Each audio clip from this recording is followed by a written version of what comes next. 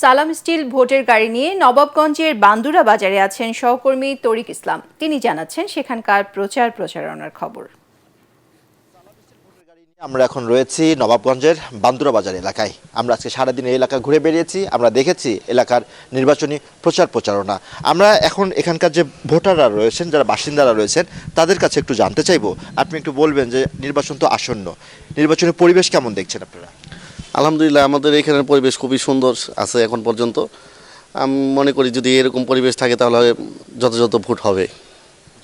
ধন্যবাদ আপনাকে। আপনার কাছে একটু জানতে চাই, আগামী দিনে যেসব প্রার্থীরা রয়েছে নির্বাচনে অংশগ্রহণ করবেন, তাদের কাছে আপনাদের প্রত্যাশা কি থাকবে? প্রত্যাশা ইনশাল্লাহ সুষ্ঠু ভোট, এমনকি আইন শৃঙ্খলা বাহিনীতে অবনতি না ঘটে, ঠিক ওইটাই আমরা প্রত্যাশা করবো আর কি। যেমনটা শুনছিলেন যে এই এলাকা যারা বাসিন্দারা রয়েছেন, তারা বলছেন যে একটা সুষ্ঠু নির্বাচনের মাধ্যমে যেই ক্ষমতায় আসুক সে যেন এলাকার উন্নয়নে কাজ করে এবং এলাকার আইন শৃঙ্খলা তথা সার্বিক পরিস্থিতি বজায় রাখতে সহযোগিতা করে। তো সালাম স্টিল ভোটের গাড়ি নবাবগঞ্জ থেকে এই ছিল আমার কাছে সবশেষ।